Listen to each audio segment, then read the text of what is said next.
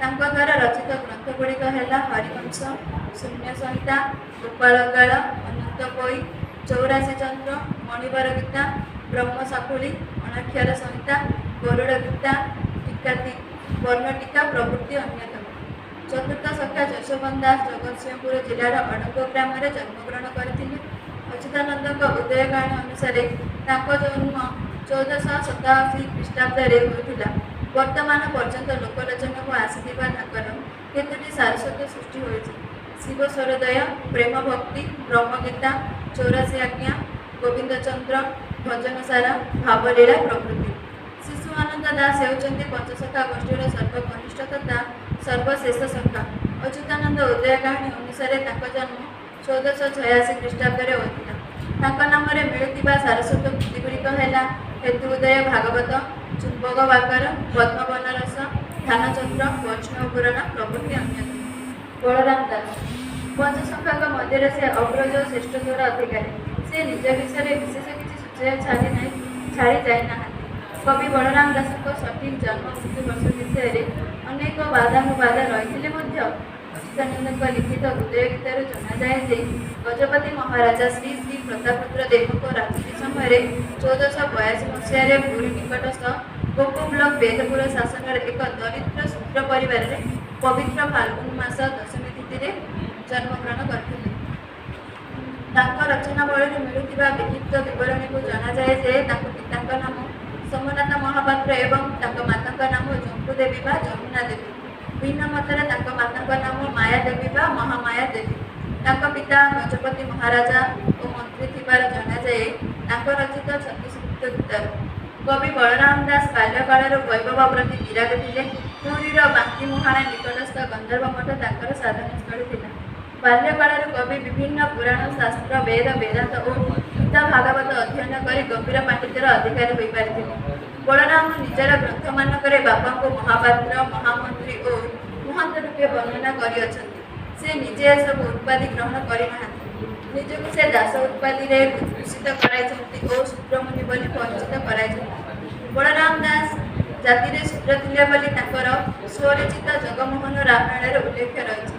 पंचसखा साधक माने मुक्ति मार्ग उपर गुरुत्वारोप करते। मत मुक्ति लाभ पाई 4टी मार्ग निर्देशित यथा कर्म, भक्ति, ज्ञान, योग। बलराम जोगसिद्ध महात्मा थिबारु अन्य 4 सखा यथोचित सम्मान प्रदर्शित करते। जगन्नाथ महाप्रभुंकर से थिले परम भक्त। से जगन्नाथ महाप्रभु सहित नौकागमन करथिबा, रथ को भक्ति डर अटकाई रखिथिबा इत्यादि अलौकिक कहानी मान ग्रंथ मानक वर्णित। से जड़े निपट मुखमुखर वेदांत शुणाई पुरीर गजपति महाराजा तथा उपस्थित पंडितगण को चमत्कृत कर। केवल थरे नुहे अनेक थर से निजर पांडित्य महाराज को प्रदर्शन कर। महाराज प्रताप देव को एकदा कहते चैतन्य गुरुजे मोहर परम गुरु तुम्भे मोर। श्री चैतन्य 1583 ख्रीष्टाब्द पुरी आगमन करते। बलराम और चैतन्य समवयस्क थे। दुई भक्त और साधक मध्य निबिड़ बंधुत्व स्थापन होता। ख्रीष्टपूर्व 1500 ରୁ 1650 समय साहित्य को पंचसखा युग नाम नामित कर। सूर्यवंशी राजा प्रतापरुद्र देव समय पंचसखा आविर्भाव होता। बलराम दासंकर 108 कृति रही। तहिं लिखित जगमोहन रामायण बा दांडी रामायण और श्री महालक्ष्मी पुराण बा मानवसा कथा ओडिया घरे घरे प्रचलित। रचनावली बलराम दास अनेक ग्रंथर रचयिता। ग्रंथगुड़िक यथा पुराण ग्रंथ, गीता और गीता, 34 और कोयली, भक्तिमूलक रचना, शरीर तत्व रचना, गद्य रचना, अन्य भजन और जनाण मालिका। जगमोहन रामायण बा दांडी रामायण कवि बलरामकर सर्वबृहत और सर्वश्रेष्ठ कृति होची रामायण। कवि बलरामकर यही रामायण को जगमोहन रामायण, दांडी रामायण और महानाटक इत्यादि कहुए। कविकर उपास्य देवता थे प्रभु जगन्नाथ। से जगन्नाथ को राम रूप में देखुते। आशीर्वाद से जगमोहन रामायण रचना कर स्वीकार करपरिक से निजर से रचना को जगन्नाथ को समर्पण कर। मर्यादा पुरुषोत्तम श्रीरामचंद्र जगत को मोहन कर वशीभूत कर रामचंद्र जीवन में अलौकिक प्रसंग ए वर्णित हो जगतवासी को मोहन अर्थात ଗୁପ୍ତ କରିପାରିଥିବାରୁ ଏହି ଗ୍ରନ୍ଥର ନାମକରଣ ଜଗମୋହନ ରାମାୟଣ ହୋଇଛି। କବି ବଳରାମ ଦାସ ପୁରୀବାସୀ ତଥା ଜଗନ୍ନାଥଙ୍କ ପରମ ଭକ୍ତ ହୋଇଥିବାରୁ ଏବଂ ଏହି ଗ୍ରନ୍ଥ ସେ ଶ୍ରୀମନ୍ଦିରସ୍ଥ ଜଗମୋହନ ବା ନାଟ ମନ୍ଦିରରେ ବସିଥିବା ଓ ରଚନା କରିଥିବାରୁ ଗ୍ରନ୍ଥଟିର ନାମ ଜଗମୋହନ ରାମାୟଣ ହୋଇଥିବାର କଳ୍ପନା କରାଯାଏ। ଗ୍ରନ୍ଥ ଆରମ୍ଭରେ ବଳରାମ ଦାସ ନିଜ ଆରାଧ୍ୟ ଦେବତାଙ୍କୁ ବନ୍ଦନା କରିବା ପରେ ରାମ ନାମରେ ମହିମା କୀର୍ତ୍ତନ କରିଛନ୍ତି। ମାତ୍ର ମୂଳ ଗ୍ରନ୍ଥରେ ବାଲ୍ମୀକି ନାରଦଙ୍କୁ ବନ୍ଦନା କରିବାର ପ୍ରଶ୍ନ ଉତ୍ତର ଚଳରେ ରାମଚରିତ ପ୍ରସଙ୍ଗରେ ଅବତାରଣ କରାଯାଇଛି। ବେଦାନ୍ତ ସାର ଗୁପ୍ତ ଗୀତା। ଏହି ଗ୍ରନ୍ଥଟି ବଳରାମ ଦାସଙ୍କ ବେଦାନ୍ତ ଜ୍ଞାନର ପରିଚୟ ଦିଏ। ବେଦାନ୍ତ ସମର୍ଥିତ ଜ୍ଞାନ ମିଶ୍ର ଭକ୍ତି ଯୋଗ ଏ ଗ୍ରନ୍ଥର ପ୍ରତିପାଦ୍ୟ ବିଷୟ। ଅଙ୍ଗନ୍ୟାସ, ଆସନ, ତତ୍ତ୍ୱଜ୍ଞାନ, ଶରୀର ଭେଦ ଓ ବ୍ରହ୍ମାଣ୍ଡ ରହସ୍ୟ ଏଥିରେ ସରଳ ଭାବରେ ବୁଝାଇ ଦିଆଯାଇଛି। ଗ୍ରନ୍ଥରେ ପ୍ରତିପାଦିତ ହୋଇଛି ଯେ ଭଗବାନ ଏହି ଶରୀର ମଧ୍ୟରେ ବିଦ୍ୟମାନ ଏବଂ ମନୁଷ୍ୟ ନିଜ ଆତ୍ମାକୁ ଚିହ୍ନି ପାରିଲେ ଭଗବାନଙ୍କୁ ଲାଭ କରିପାରେ। ଆତ୍ମଜ୍ଞାନ ହିଁ ପରମ ସୁଖର ଆଧାର।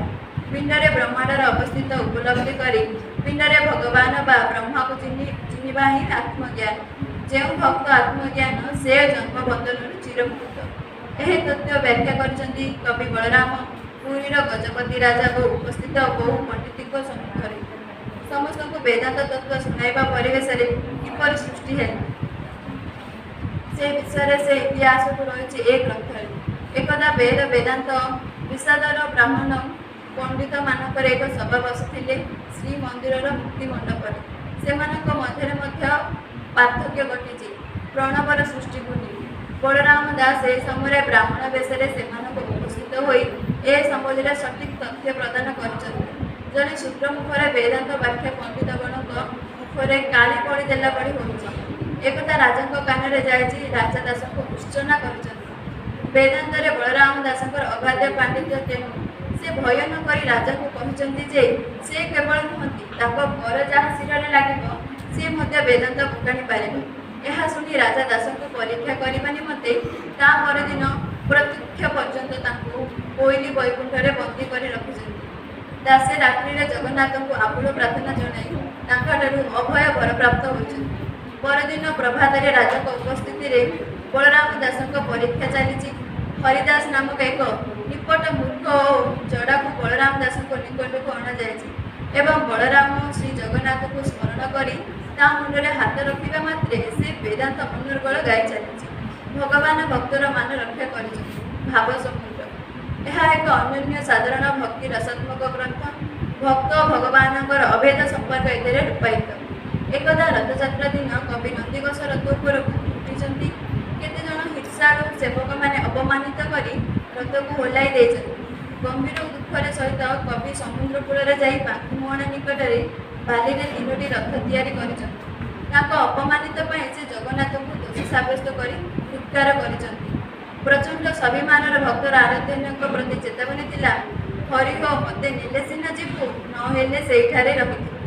ଭକ୍ତର ଅଚଳ ଭକ୍ତିରେ ସନ୍ତୁଷ୍ଟ ହୋଇ ପ୍ରଭୁ ଜଗନ୍ନାଥ ନନ୍ଦିଘୋଷ ଛାଡ଼ି ବଳରାମ ଦାସଙ୍କ ବାଲିରଥରେ ବିଜେ ହୋଇଥିଲେ।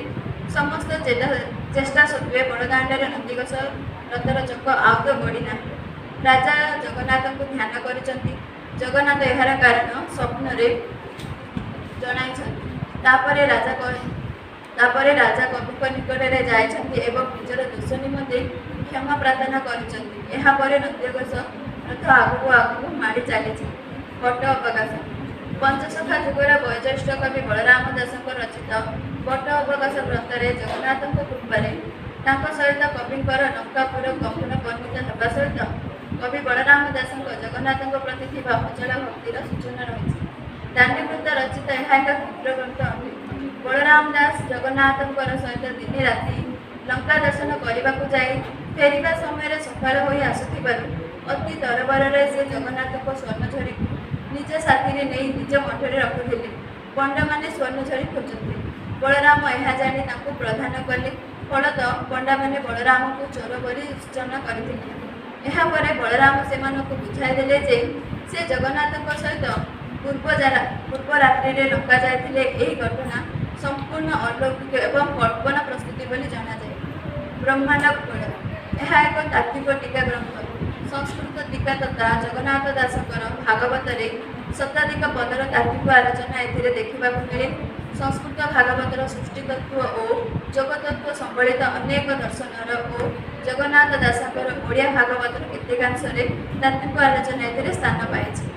ଲକ୍ଷ୍ମୀ ପୁରାଣ ବଳରାମ ଦାସଙ୍କର ଏହି ଗ୍ରନ୍ଥଟି ଅତି ଲୋକପ୍ରିୟ।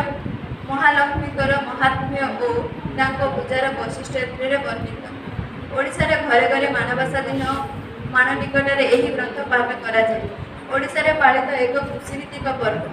ଲକ୍ଷ୍ମୀ ଧନ ସମ୍ପଦ, ସୌଭାଗ୍ୟ, ସୁଖ୍ୟାତ, ସୁଖ ସମୃଦ୍ଧି, ସୌନ୍ଦର୍ଯ୍ୟ ଓ ପ୍ରେମର ଦେବୀ ଅଟନ୍ତି। ପରବର୍ତ୍ତୀ କାଳରେ ଜଗନ୍ନାଥ ଦେବୀ ଦେବକୀ ନନ୍ଦନ କୃଷ୍ଣ ରୂପେ ଉପାସିତ ହେଲେ ଏବଂ ବଳରାମ ହେଲେ ରୋହିଣୀ ପୁତ୍ର। ପୁରୁଷୋତ୍ତମ କ୍ଷେତ୍ରରେ ଜଗନ୍ନାଥ ଉପାସନା ପୂର୍ବରୁ ଲକ୍ଷ୍ମୀ ନୃସିଂହ ଉପାସନା ପ୍ରଚଳିତ ଥିଲା। ମାତ୍ର ଜଗନ୍ନାଥ ଉପାସନା ସହ ଲକ୍ଷ୍ମୀ ଉପାସନା ଆରମ୍ଭ ହୋଇନଥିଲା। ଶ୍ରୀକ୍ଷେତ୍ରରେ ଗଜପତି ରାଜା ଅନନ୍ତ ବର୍ମ ଚୋଡ଼ଗଙ୍ଗ ଦେବଙ୍କୁ ସମୟରୁ ଲକ୍ଷ୍ମୀ ପୂଜା ହେଲା ଏବଂ ମନ୍ଦିର ପରିସରରେ ଲକ୍ଷ୍ମୀ ମନ୍ଦିର ପ୍ରତିଷ୍ଠିତ ହେଲା। କୁହାଯାଏ ଯେ ସେହିଦିନ ଠାରୁ ପୁରୁଷୋତ୍ତମ କ୍ଷେତ୍ର ଶ୍ରୀକ୍ଷେତ୍ର ଭାବେ ପରିଚିତ ହେଲା। ଗ୍ରନ୍ଥର ଆରମ୍ଭ ହେଉଛି ମହାଲକ୍ଷ୍ମୀଙ୍କର ବନ୍ଦନାରେ। ପରେ ନାରଦ ଓ ପରାଶରଙ୍କ ଭକ୍ତି ପ୍ରଯୁକ୍ତି ମଧ୍ୟରେ ଗ୍ରନ୍ଥର ବିଷୟବସ୍ତୁ ବର୍ଣ୍ଣିତ। ମାତା ଲକ୍ଷ୍ମୀ ଦିନେ ସ୍ୱାମୀ ଜଗନ୍ନାଥଙ୍କ ଠାରୁ ଅନୁମତି ନେଇ ମାଣବସା ଗୁରୁବାରରେ ବ୍ରାହ୍ମଣୀ ରୂପରେ ଦେଶ ଭ୍ରମଣ କଲେ। ତାଙ୍କର ଏହି ପର୍ବକୁ କିଏ କେମିତି କରୁଛି, ତାଙ୍କୁ କିଏ କେମିତି ପୂଜୁଛି ତାହା ଜାଣିବା ନିମନ୍ତେ ସେ ଘରେ ଘରେ ଭ୍ରମଣ କରୁଥିଲେ। ଏହି ସମୟରେ ମା ଲକ୍ଷ୍ମୀ ଦେଖିଲେ ଯେ ଧନୀ ତଥା ସମ୍ଭ୍ରାନ୍ତ ଲୋକମାନେ ତାଙ୍କର ଏହି ପର୍ବକୁ ଭୁଲି ଯାଇଥିବା ବେଳେ ଶ୍ରିୟା ନାମକ ଜଣେ ଚଣ୍ଡାଳୁଣୀ ଅତି ଯତ୍ନର ସହିତ ତାଙ୍କ ଆରାଧନା କରୁଛନ୍ତି। ଘର ଦ୍ୱାର ପରିଷ୍କାର ଲିପା ପୋଛା କରି ତାଙ୍କ ପୂଜା ପାଇଁ ସଜ ଭୋଗ ନୈବେଦ୍ୟ ଆଦି ସଜାଡ଼ି ରଖି ତାଙ୍କୁ ଭକ୍ତି ସହକାରେ ପୂଜା କରିଛନ୍ତି। ଦେବୀ ଲକ୍ଷ୍ମୀ ଶ୍ରିୟାର ଭକ୍ତିରେ ମୁଗ୍ଧ ହୋଇ ସେଠାରେ ହିଁ ରହିଗଲେ। ତାଙ୍କୁ ଅଶେଷ ଆଶୀର୍ବାଦ ଦେଲେ। ମାତା ଲକ୍ଷ୍ମୀ ଚଣ୍ଡାଳ ସାହିରେ ଯାଇଥିବାରୁ ଜାଣି ପ୍ରଭୁ ବଳରାମ ରାଗରେ ଦେବୀଙ୍କୁ ମନ୍ଦିରରୁ ବାହାର କରିବାକୁ ପ୍ରଭୁ ଜଗନ୍ନାଥଙ୍କୁ ଆଦେଶ ଦେଲେ। ସେତେବେଳେ ସମାଜରେ ଛୁଆଁ ଅଛୁଆଁ ଭାବ ରହିଥିଲା। ଚଣ୍ଡାଳୁଣୀ ଘରେ ମାତା ଲକ୍ଷ୍ମୀ ପାଦ ଦେଇଥିବାରୁ ବଡ଼ ଦେଉଳ ଦ୍ୱାର ତାଙ୍କ ପାଇଁ ବନ୍ଦ ହୋଇଗଲା।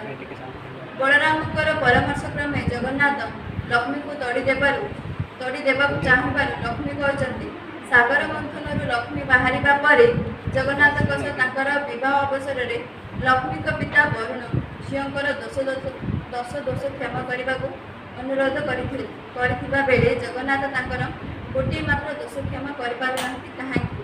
ପୁଣି ବିବାହର ପରଦିନ କଉଡ଼ି ଖେଳ ବେଳେ ଜଗନ୍ନାଥ ଲକ୍ଷ୍ମୀଙ୍କ ହାତରୁ କଉଡ଼ି ଛଡ଼ାଇ ନ ପାରିବାରୁ ଗୋଟିଏ ବର ତାଙ୍କୁ ଯାଚନା କରିଥିଲେ। ଲକ୍ଷ୍ମୀ ସେତିକିବେଳେ କହିଥିଲେ 7 ଦିନକୁ ଥରେ ଗୁରୁବାର ଦିନ ସେଇ ପୁର ପଲ୍ଲୀରେ ଲୋକମାନଙ୍କୁ ଭେଟିବାକୁ ଚାହାନ୍ତି। ତେଣୁ ସେ ଦୋଷ କେମିତି ମାର୍ଜନା କରାଯିବ? ଲକ୍ଷ୍ମୀ ଅପମାନିତ ହୋଇ ଦେଉଳ ଛାଡ଼ି ଚାଲି ଆସିଛି, କିନ୍ତୁ ଆସିବା ବେଳେ ସେ ପୁରୁଷଙ୍କର ଅହଙ୍କାରକୁ ଏକ ଶିକ୍ଷା ଦେବା ପାଇଁ ପଣ କଲେ। ସମାଜରେ ରହିଥିବା ଜାତିଭେଦକୁ ଉଠାଇବା ପାଇଁ ସେ ଜଗନ୍ନାଥ ବଳଭଦ୍ରଙ୍କୁ ଉଚିତ ଶିକ୍ଷା ଦେବା ପାଇଁ ଯୋଜନା କଲେ। ଲକ୍ଷ୍ମୀଙ୍କ ନିର୍ଦ୍ଦେଶରେ ସମୁଦ୍ର କୂଳରେ ଏକ ପ୍ରାସାଦ ଗଢ଼ାଗଲା। ତାଳ ବେତାଳ ବଡ଼ ଦେଉଳରୁ ସବୁ ଜିନିଷ ଲୁଟି ନେଇ ତାଙ୍କୁ ଶ୍ରୀହୀନ କରିଦେଲେ। ଖାଇବାକୁ ନ ପାଇ ଦୁଇ ଭାଇ ଭୋକରେ ଆଉଟୁ ହୋଇ ଶେଷରେ ସେହି ପ୍ରାସାଦ ସମ୍ମୁଖରେ ପହଞ୍ଚିଥିଲେ। ଲକ୍ଷ୍ମୀଙ୍କ ପରିଚୟ ପାଇବା ପରେ ନିଜକୁ ଲଜ୍ଜିତ ମନେ କରିଥିଲେ। ଦୁଇ ଭାଇ ଯେଉଁ ଜାତିର ବଡ଼ିମା ଦେଖାଇ ମାତାଙ୍କୁ ଘରୁ ବାହାର କରିଦେଇଥିଲେ, ଶେଷରେ ସେ ଚଣ୍ଡାଳୁଣୀ ହାତରେ ଅନ୍ନଭକ୍ଷଣ କରିଲେ ଦୁଇ ଭାଇ। ଜଗନ୍ନାଥ ନିଜ ଭୁଲ ବୁଝିପାରି ମହାଲକ୍ଷ୍ମୀଙ୍କୁ ଶ୍ରୀମନ୍ଦିରକୁ ବାହୁଡ଼ାଇ ଦେଲେ ଏବଂ ମନ୍ଦିରର ଜାତି ଧର୍ମ ବାରଣ ନାହିଁ ବୋଲି ଆଦେଶ ଦେଲେ। ବଡ଼ ଦେଉଳରେ ଛୁଆଁ ଅଛୁଆଁ ଭେଦଭାବ ରହିବ ନାହିଁ ବୋଲି ପ୍ରତିଶ୍ରୁତି ପାଇବା ପରେ ଲକ୍ଷ୍ମୀ ଦୁଇ ଭାଇଙ୍କ ସହ ଶ୍ରୀମନ୍ଦିରକୁ ବାହୁଡ଼ିଥିଲେ। କେବଳ ନାରୀ ଜାତିର ସମ୍ମାନ ପ୍ରତିଷ୍ଠା ନୁହେଁ, ସମାଜରୁ ଜାତିଭେଦ ପ୍ରଥାର ଉଚ୍ଛେଦ, ଉଚ୍ଚହୀନ ଭେଦ ଭାବରେ ପ୍ରାଚୀର ଭାଙ୍ଗି ଦେବାର ଉଦ୍ୟମ ମଧ୍ୟ ଏଥିରେ କରାଯାଇଛି। ଲୋକପ୍ରିୟତା ଲକ୍ଷ୍ମୀ ପୂଜା ଓଡ଼ିଶାରେ ଘରେ ଘରେ ମାଣବସା ଗୁରୁବାର ନାମରେ ମଧ୍ୟ ଖ୍ୟାତ। ମାର୍ଗଶିର ମାସର ଗୁରୁବାର ଦିନ ଓଡ଼ିଶାର ପ୍ରତି ଘରେ ଲକ୍ଷ୍ମୀ ପୂଜା ବା ମାଣବସା ଗୁରୁବାର ଦିନ ହୁଏ। ଲକ୍ଷ୍ମୀ ପୁରାଣର ଏକ ସାମାଜିକ ଅଧ୍ୟାୟ। ଆଲୋଚ୍ୟ ବଳରାମ ଦାସଙ୍କର ଲକ୍ଷ୍ମୀ ପୁରାଣ ସମାଜ ସଂସ୍କାରର ଲକ୍ଷ୍ମୀ ପୁରାଣରେ କବି ନାରୀମାନଙ୍କର ଆଚରଣ ବିଧି ସମ୍ବନ୍ଧରେ ନିର୍ଦ୍ଦେଶନା ଦେଇଛନ୍ତି। ଲକ୍ଷ୍ମୀଙ୍କର ମହିମା କୀର୍ତ୍ତନ କରିବା ସହିତ ଛୁଆଁ ଅଛୁଆଁ ଭେଦଭାବ ରୂପକ ସାମାଜିକ ବ୍ୟାଧି ନିରାକରଣ ନିମନ୍ତେ ପ୍ରୟାସ କରିଛନ୍ତି। ଓଡ଼ିଆ ଭାଷାଭାଷୀ ଅଞ୍ଚଳରେ ଲକ୍ଷ୍ମୀ ଜଗନ୍ନାଥ ସମ୍ପର୍କକୁ ଆଧାର କରି ଭିନ୍ନ ଭିନ୍ନ ଶୀର୍ଷକରେ ପୋଥି ଓ ବହି ରହିଛି। ସେଗୁଡ଼ିକ ହେଲା ଲକ୍ଷ୍ମୀ ଜଗନ୍ନାଥ ବଚନିକା, लक्ष्मी हृदय और नारायण हृदय, लक्ष्मी हृदय वचनिका, लक्ष्मी पुराण 34, लक्ष्मी नारायणी वचनिका, लक्ष्मी नारायणी वचनिका बा धाम माणिका उषाकथा, माणबसा लक्ष्मी पुराण इत्यादि। बलराम दास लक्ष्मी पुराण प्रथम उन्मोचित होइछि 1972। परवर्ती काल में यह बहु संस्करण प्रकाशित पाई। आधुनिक जुगरे सामाजिक संस्कार दिगरे बहुत किछि करा जायछि एवं एसहित बहु नेता अभिनेता एवं सामाजिक कर्ता को संश्लिष्ट करा जायछि। मात्र जदि आमे ओडिशार इतिहास को अवलोकन करिबा आमे पाइबा अनेक संस्कार। भक्ति आंदोलनर मुख्य पुरोधा थिले सर्वश्री बलराम दास, जगन्नाथ दास, अच्युतानंद दास, जशोबंत दास, शिशुआनंद दास। सेमाने समस्ते सेतेबेଳର सौहार्दपूर्ण समाज गठन करने प्रयास जाति वर्ण निर्विशेष समस्त कल्याण निमंते कार्य कर जदि आम केउ भी संस्कार विषय को विचार करवा सेठी देखा उच्च जाति एवं उच्च पदवी व्यक्ति सर्वदा बड़ भाग पाई। पंचसंख्यक श्री जगन्नाथ को छाड़देले बाकी समस्ते साधारण जाति एवं साधारण परिवार आसी सेमाने निज निजर कर्म एवं भक्ति बल समाज को बदलैवा प्रयास कर जाति प्रथा ब्राह्मण्यवाद अस्पृश्यता लिंगभेद ए सब समाज में रही। ओडिशार आदि कवि रूपे ख्यात सारला दास सुब्रमण्य रूपे परिचित अटंती और ओडिशार केउ भी विषय को नहीं श्रीमंदिर एवं श्री जगन्नाथ कथा न उठिले यह अधूर बोली प्रतीयमान हुए। श्रीमंदिर सेवायत मान कथा उठिले लोके कहती से मैंने खाली भक्त मान अत्याचार करने जानते। यह किछिटा अंशर सत्य हो पारे किंतु सामग्रिक भाव नुहे। स्वच्छता अभियान बलराम दास को स्वच्छता अभियान आदि पृष्ठपोषक कहले अत्युक्ति हेब नहीं। सरकारी स्तर में यार महत्व हृदयंगम होबार बहु पूर्व से एक मुख्य विषय बनाई पार। लेखनी मध्यम लक्ष्मी पुराण से लिखिं गोमय जल घर द्वार लिपिब गुरुवार दिन सकाळ गोमय दुआर जेने लिपय अलसपण एमानठारे लक्ष्मी करती जे रोष। यह पद्यावली मध्यम से सप्ताह को अति कम थे घर द्वार को लिपालिपि कर सफासुतरा रखापी कहते। जो स्वच्छता से समृद्धि। लक्ष्मी पुराण अनुसार महालक्ष्मी पूजा नगर बुलवा पर भी स्वच्छता देखी नी केवल से श्रिया चंडलिनी नामक घरे स्वच्छता देखिपारी घरे उभा होती बोली निम्नलिखित पद्यांशर जनापड़े। कहारी दुआरे से सूची न देखिले चंडाल साहि जाई प्रवेश होइले। एक वर्ण गाईरे जे गोबर आनिले उत्तम करिन घर द्वार को लिपिला। दांडे दांडे जाउथिला विष्णु पाटराणी सही न पारिले चंडालुरीर दाई। पद्मफुल देखि तांको बलिदा सरदा दुई पाद दे माता पद्म हेले उभा। महिला सशक्तिकरण बलराम दास महिला मानक प्रति होता अन्य विरुद्ध स्वरोत्तोलन करने उत्साहित करिसेंति। बलराम दास रचना माध्यम महिला मानक निजर साहस दृढ़ता एवं मानसिक शक्ति प्रदर्शन करने सेतेबेले महालक्ष्मी को प्रभु जगन्नाथ एवं ज्येष्ठ भ्राता श्रीमंदिर विताड़ित कले। से नीरव रहिले नहीं। गर परिवार में नारी महत्व को से प्रतिपादन करिसेंति। महालक्ष्मी कहते जेबे प्रभु जगन्नाथ मते न खोजे नारी को पुरुष माने आउ न लड़े मते घेनी प्रभु जेबे न करिबे घर कलिजुग नारी को जे न खोजिब नर। उपरोक्त पद्यांश एक संतुलित परिवार चित्र प्रदर्शित होइछि।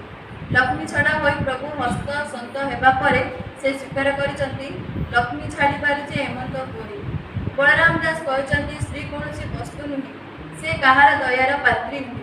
महिला सशक्तिकरण यह बड़ उदाहरण कौन हो पारे। जाति प्रथा आम समाज जाति प्रथार अभ्युदय निश्चित भाव सकारात्मक भावना नहीं होता बोली विश्वास कराए। पर यह केतेक स्वार्थन्वेषी द्वारा कलुषित हो आज अवस्था पहुँची। जो जातिवाद ने श्री बलभद्र महालक्ष्मी को दौड़ाइबा प्रचलित करते भोक विकल से कथाकथित जाति मर्यादा छाड़ा राजी होगले। पद्यांश बलराम कहते शुणरे कन्हाई प्राण गला बेले जाति कूल लड़ू कहीं स्वयं सहायक गोष्ठी। श्रीमंदिर विताड़ित हो महालक्ष्मी बापाघर को गले ना। विवाहित महिला बापाघर शक्ति को प्रदर्शित न करी निजर सामर्थ्य और शक्ति को उपयोग करने उचित। ତେଣୁ ସେ ଅନ୍ୟାୟ ବିରୁଦ୍ଧରେ ଲଢ଼ିବା ପାଇଁ ସଂକଳ୍ପବଦ୍ଧ ହେଲେ ଏବଂ ନିଜ ସହଚରୀମାନଙ୍କୁ ନେଇ ଏକ ନୂଆ ଅବସ୍ଥାନ ସୃଷ୍ଟି କଲେ ଏବଂ ଦେଢ଼ଶୁରଙ୍କର ସେମାନଙ୍କ ଭୁଲ ହୃଦୟଙ୍ଗମ କରାଇବା ପାଇଁ ସମସ୍ତ ପ୍ରକାର ପ୍ରଚେଷ୍ଟା କଲେ। ଅସ୍ପୃଶ୍ୟତାର ବିଲୋପ। ମହାତ୍ମା ଗାନ୍ଧୀଙ୍କର ଅସ୍ପୃଶ୍ୟତା ବିଲୋପରେ ଲଢ଼ାଇ ପୂର୍ବରୁ ବଳରାମ ଦାସ ଏକ ଲଢ଼ାଇ ଲଢ଼ିଥିଲେ। ତାହା ସେ ଲକ୍ଷ୍ମୀ ପୁରାଣ ଅନୁସାରେ ଯେତେବେଳେ ଶ୍ରୀମନ୍ଦିରରୁ ଫେରାଇ ଆଣିବା ପାଇଁ ଉଦ୍ୟମ ହେଲା, ସେତେବେଳେ ମହାଲକ୍ଷ୍ମୀ ସର୍ତ୍ତ ରଖିଥିଲେ, ଜଗତ ମାତା ବୈର ତୁମ୍ଭେ ସତ୍ୟ କର, ଚଣ୍ଡାଳ ଠାରୁ ବ୍ରାହ୍ମଣ ଯାଇ ଖୁଆଖୋଇ ହେବେ, ସମସ୍ତ ଖାଇନ ହସ୍ତ ଜଳେ ନ ଧୋଇବେ, ଥାଳିରୁ ହସ୍ତ ବ୍ରାହ୍ମଣେ ଛଡ଼ାଇ ଖାଇବେ, ବ୍ରାହ୍ମଣ ଖାଇ ହସ୍ତ ମୁଣ୍ଡରେ ପୋଛିବେ, ଅନ୍ୟ ଖାଇ ସର୍ବେ ମୁଣ୍ଡ ପୋଛୁଥିବେ ହସ୍ତ, ତେବେ ବଡ଼ ଦେଉଳକୁ ଯିବେ ଜଗନ୍ନାଥ। ଶ୍ରୀ ଜଗନ୍ନାଥ ଏବଂ ଶ୍ରୀ ବଳଭଦ୍ର ଏହି ସର୍ତ୍ତରେ ରାଜି ହୋଇଥିଲେ। ଏହି ନୀତି ବି ପ୍ରଚଳିତ। ମହାପ୍ରସାଦ ସେବନରେ କୌଣସି ପ୍ରକାର ବାଚବିଚାର ନାହିଁ। ସମସ୍ତେ ଏକତ୍ର ବସି ମହାପ୍ରସାଦ ସେବନ କରିବେ। ଜଣେ ଖାଇସାରିବା ପରେ ସେହି କୁଡ଼ୁଆରେ ଆଉ ଜଣେ ମହାପ୍ରସାଦ ସେବନ କରିପାରିବେ। ଶ୍ରୀମନ୍ଦିର ମହାପ୍ରସାଦ ସେବନରେ ଶବ୍ଦକୋଷରେ ଅଇଁଠା ଶବ୍ଦର ସ୍ଥାନ ନାହିଁ। ଏହି ଦୃଶ୍ୟ ଆଉ କେଉଁଠି ଦେଖିବାକୁ ମିଳେ ନାହିଁ। ଖାଦ୍ୟ ସୁରକ୍ଷା। ଖାଦ୍ୟ ଅପବ୍ୟବହାର ଲକ୍ଷ୍ମୀ ପୁରାଣରେ ଘୋର ବିରୋଧ କରାଯାଇଛି। ଭୋଜନ ସମୟ ଅନ୍ନ ପକାଏ ଭୂମିରେ, ଗୁଞ୍ଜି ନ ପାରିଣ ହେତୁ ଫୋପାଡ଼ିନି ଦିଏ, ଏତେ କର୍ମ କରେ ଯେ କରେ, ସେ ଲକ୍ଷ୍ମୀକୁ ନ ପାଏ। ପାରିବାରିକ ମୂଲ୍ୟବୋଧ। ବଳରାମ ଦାସ ତାଙ୍କ ରଚିତ ଲକ୍ଷ୍ମୀ ପୁରାଣ ମାଧ୍ୟମରେ ନାରୀ ପୁରୁଷ ସମସ୍ତେ ମାନବ ଜାତିକୁ ପାରିବାରିକ ଏବଂ ସାମାଜିକ ମୂଲ୍ୟ ସମ୍ବନ୍ଧରେ ଜାଗରୁକ କରି ଲେଖିଛନ୍ତି। ଗୁରୁବାର ଯେଉଁ ନାରୀ ପିଲାଙ୍କୁ ମାରଇ କିମ୍ବା ପାପ ହାଣ୍ଡି ଦଇ ଘୋଡ଼ା ନ ଛାଡ଼, ସନ୍ଧ୍ୟା ଗଡ଼ିଗଲେ ଯେ ଯେ ସନ୍ଧ୍ୟାବତୀ, ଧନପୁତ୍ର ହାନି ହୁଏ ସଦା ବହୁ କ୍ଷତି। ଗୁରୁବାର ଯେଉଁ ନାରୀ ପୋଡ଼ା ଦ୍ରବ୍ୟ ଖାଏ, ଶୋଇବା ଶଯ୍ୟାକୁ ଭଙ୍କା କରି ନ ସଜାଏ, ଶାଶୁ ଶ୍ୱଶୁରଙ୍କୁ ନ ମାନଇ ଯେ ରମଣୀ, ଉଲଗ୍ନ ହୋଇ ଶୟନ କରଇ ଯେ ପ୍ରାଣୀ, ଅମାବାସ୍ୟା ସଂକ୍ରାନ୍ତି ବୁଲାଏ ଯେ ହଳ, ଏହି ଦିନ ମାନଙ୍କରେ ଘେନଇ ତହିଳ। ସବାରେ ବସିନ ଯେ ମାନବ ମିଛ କହି, ଅଳସ୍ୟ ପାଦ ନ ଧୋଇ ସେ ପୁଞ୍ଜି ବସଇ, କନ୍ୟା ତୁଳା ମାସେ ପିତୃ ସାଧନ କରି, କଥା କହୁ କହୁ ସବୁବେଳେ ଯେ ହସଇ, ଏମନ୍ତ ମନୁଷ୍ୟ ସଦା ବହୁ କଷ୍ଟ ପାଇ, ଆୟୁ ବୁଦ୍ଧି ନାଶ ହୋଇ ଅନ୍ନ ନ ମିଳଇ, ଦକ୍ଷିଣ ପଶ୍ଚିମ ମୁଖ୍ୟ ଯେ ପୁଞ୍ଜି ବସାଇ, ଏମାନଙ୍କୁ ପାଶୁ ଲକ୍ଷ୍ମୀ ଯାନ୍ତି ଦୂର ହୋଇ, ନିଜ ରଙ୍ଗ ପରିଷ୍କାର କରି ଶୁଚି ହୁଏ, ସାନ ବଡ଼ ସମସ୍ତଙ୍କୁ ସମଭାବ ଚାହିଁ, ପରସିବା ବେଳେ ପକ୍ଷଘାତ ଯେନେ କରଇ, ସ୍ୱାମୀ ପୁତ୍ର ସମସ୍ତଙ୍କୁ ବାନ୍ଧି ସମାନରେ, ଯେଉଁ ନାରୀ ଆନନ୍ଦରେ ଅତିଥି ସେବଇ, ପୁଣ୍ୟବତୀ ବୋଲି ତାଙ୍କୁ ପୁରାଣରେ କହି। ବଳରାମ ଦାସଙ୍କ ରଚିତ ଏହି ପୁସ୍ତକ ଅତ୍ୟନ୍ତ ପାଠୋପଯୋଗୀ ଏବଂ ସମୋପଯୋଗୀ ଅଟେ। ଆଜିର ସମୟରେ ମଧ୍ୟ ଏହା ପ୍ରାସଙ୍ଗିକ ଅଟେ। ଯଦି ଏହି ପୁସ୍ତକ ଇଂରାଜୀ ଓ ହିନ୍ଦୀ ସମେତ ଅନ୍ୟ ଭାଷାରେ ଅନୁବାଦ କରାଯାଏ, ତେବେ ଏଥିରୁ ବହୁ ଲୋକ ଉପକୃତ ହେବେ ଏବଂ ଆମ ଓଡ଼ିଆ ଜଗନ୍ନାଥ ସଂସ୍କୃତିର ମହାନତା ବିଶ୍ୱ ଦରବାରରେ ଉପସ୍ଥାପିତ ହୋଇପାରିବ। ମାନବୀୟ ସ୍ତରରେ ନାରୀର ସୂକ୍ଷ୍ମ ଶକ୍ତି ଓ ପୁରୁଷର ସ୍ଥଳୀୟ ପୌରୁଷ, ଅତି ମାନବୀୟ ସ୍ତରରେ ଦେବତା ଓ ଭକ୍ତି ତଥା ଭକ୍ତି, ସାମାଜିକତା ସ୍ତରରେ କର୍ତ୍ତବ୍ୟ ଓ ତ୍ୟାଗ, ଜୀବନ ପରିପ୍ରେକ୍ଷୀରେ ତୃପ୍ତ ମଧୁର ସମନ୍ୱୟ, ବ୍ୟକ୍ତିବିଶେଷ ସ୍ତରରେ ଭଲମନ୍ଦ ବୁଝାମଣା ଓ ବିରହ ମିଳନ ପରମ୍ପରାରେ ନିୟମିତ ବିଧାନ ସମାଜ ଏବଂ ବ୍ୟକ୍ତିବିଶେଷରେ ପାରସ୍ପରିକ ଆକର୍ଷଣ, ଜାତିଆଣ ଭାବ ସ୍ତରରେ ବ୍ରାହ୍ମଣ ବା ଚଣ୍ଡାଳର ମିଳନ ଏବଂ ସମନ୍ୱୟ ଲକ୍ଷ୍ମୀ ପୁରାଣରେ ଏକ ଧାର୍ମିକ କାବ୍ୟ ଅପେକ୍ଷା ସାମାଜିକ କାବ୍ୟ ଭାବରେ ଅଧିକ ପ୍ରତିଷ୍ଠା ଦେଇଛି। ମାଣବସା ଗୁରୁବାର କେବଳ ଏକ ପୂଜା ନୁହେଁ, ଏହା ଏକ ସାମାଜିକ ବିପ୍ଳବ। ଲକ୍ଷ୍ମୀ ପୁରାଣ ସହ କେବଳ ଆଧ୍ୟାତ୍ମିକ ଭାବଧାରା ଜଡ଼ିତ ନାହିଁ, ଏହା ସାମାଜିକ ବାର୍ତ୍ତାକୁ ଜାବୁଡ଼ି ଧରିଛି। ସମାଜରେ ଛୁଆଁ ଅଛୁଆଁ ଭେଦଭାବକୁ ଦୂର କରିବା, ପରିବାର ଭିତରେ ଉତ୍ତମ ବୁଝାମଣା ଓ ସୁସମ୍ପର୍କ ସହ ସ୍ୱଚ୍ଛତା ଭଳି ମହାନ ଭାବଧାରା ଏଥିରେ ଉଲ୍ଲେଖ କରାଯାଇଛି।